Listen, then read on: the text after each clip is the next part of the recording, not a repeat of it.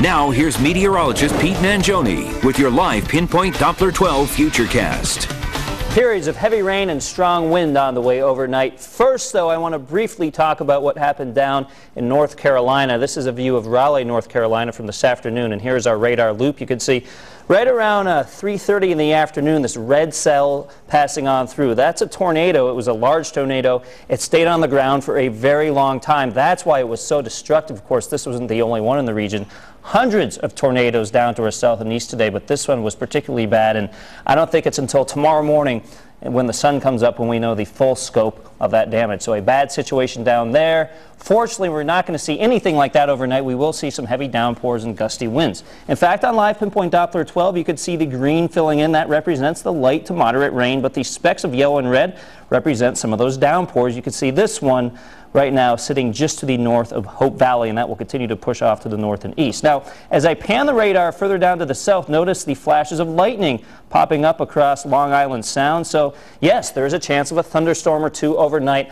A lot of these will stay down to the south, but don't be surprised if you hear a rumble of thunder while you're trying to sleep. Wind advisory until 7 o'clock tomorrow morning. Could see some gusts between 40 and 50 miles an hour, so some isolated power outages are possible.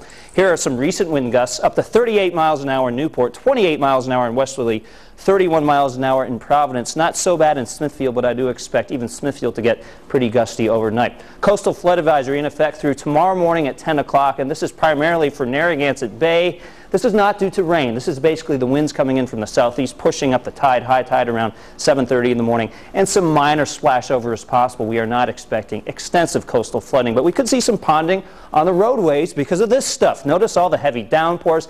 This line of storms right now pushing through Long Island. Notice how it ropes all the way down to the south. Another one to the west of that. We still have to get through both of these. However, again, the bulk of the energy expected to stay off to our south. However, I'll leave the chance of the thunderstorms in the forecast. So 3:30 in the morning, the chance of some thunderstorms, heavy downpours, gusty winds. Look what happens, though, by very early in the morning, say 6:25 to be exact, Palm Sunday. Maybe you're heading out early for services. The bulk of the downpours are off to the east, maybe some scattered showers behind that, and then some off and on sunshine as we go throughout your Sunday. The wind will be going pretty strong, though. Could see some gusts up to around 30 miles an hour. And it's possible we push in a sprinkle here and there throughout the afternoon, but most of your afternoon is dry, windy, and quite mild by the afternoon. You could see 57 with partly cloudy skies by noontime, and by 3 p.m., 60 degrees. Some areas along the shore may stay stuck in the upper 50s, but all in all, it's a pretty nice afternoon. Westerly getting up to 60 degrees with gusty winds. Northern Rhode Island temperatures also in the low 60s, 63 for Coventry. And out across eastern Massachusetts, upper 50s, low 60s. Seekonk gets up to 62. 7-day Futurecast shows a slight chance of a shower. That would be tomorrow night, a not big enough chance for me to put the raindrop in there.